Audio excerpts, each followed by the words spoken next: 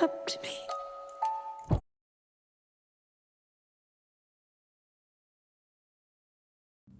1922, Germany, a country in crisis, defeat in World War I, the humiliation of the Treaty of Versailles, and an economy spiraling into collapse. It was in this atmosphere that one of the most influential horror films of all time was born. Nosferatu, a Symphony of Horror, directed by Friedrich Wilhelm Murnau. This film was more than just an unofficial adaptation of Dracula. It was a reflection of the deep, unconscious fears of a nation, a horror born from insecurity and crisis. But why did German cinema of this era embrace such a nightmarish expressionist style? Why did a film need to be made that depicted a world of nightmares?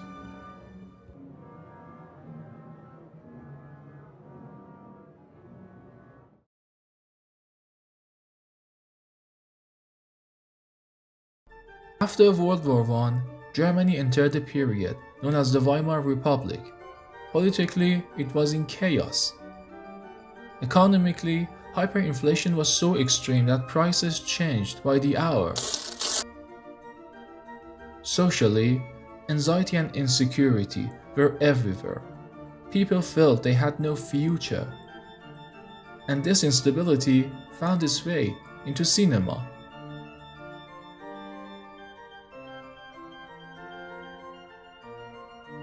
German expressionist cinema was an unconscious response to these crises. In these films, reality was no longer natural. Walls were crooked, shadows stretched unnaturally long, and faces were lost in the strange contrast of light and darkness. And among them, Nosferatu was the most terrifying.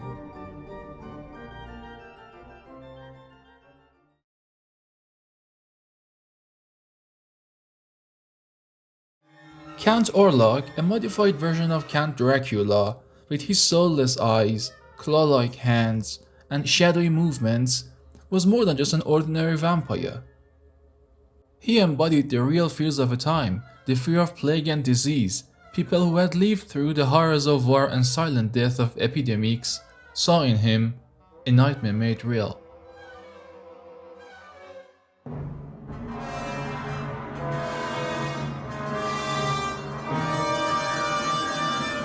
Nosferatu brought the plague with him, a quiet death that arrived in the shadows, just like the diseases that ravaged cities without warning. But what truly separates Nosferatu from typical cinematic monsters is his fate. Unlike Dracula, who seeks power and domination, Orlok is deceived by the one thing that has always deceived humanity.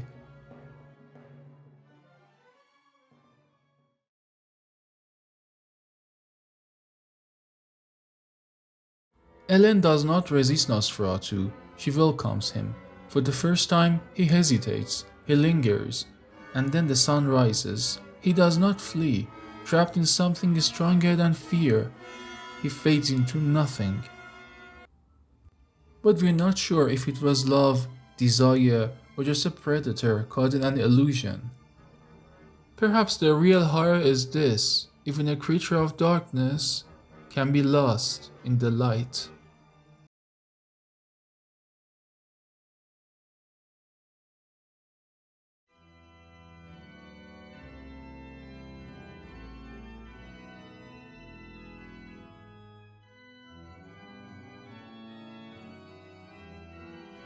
Beyond its social messages, what made Nosferatu immortal was its visual style and technical innovations. Unlike many expressionist films shot in controlled studio environments, Murnau chose to film on real locations. This gave Nosferatu a documentary-like realism that made its horror feel even more tangible. But that was just the beginning. One of the film's most fascinating techniques was negative shooting, filming in daylight to simulate night. At the time, lighting limitations made nighttime shooting extremely difficult. By inverting the film negative, Murnau created an eerie, dreamlike world where unnatural lighting and exaggerated shadows intensified the nightmare. Murnau also employed a technique later known as jump cuts. Scenes where Nosferatu suddenly leaps forward or appears out of nowhere were created by removing frames, making his movement unnatural and ghostly. This, combined with the stiff, angular performance of Max Schreck as Nosferatu, made him seem less like a creature of fiction and more like something truly supernatural.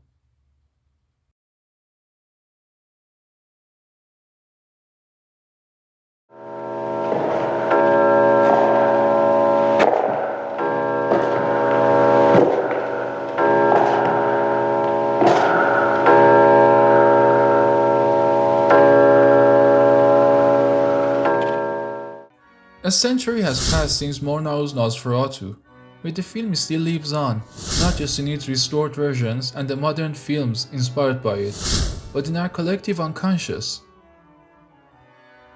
Perhaps that's because Nosferatu was never just a vampire. He was a manifestation of our eternal fears, and those fears never truly fade away. His shadow stretches across cinema, shaping the very image of the vampire for generations. From silent horror to modern reinterpretations, Nosferatu's gaunt figure and eerie presence remain unforgettable.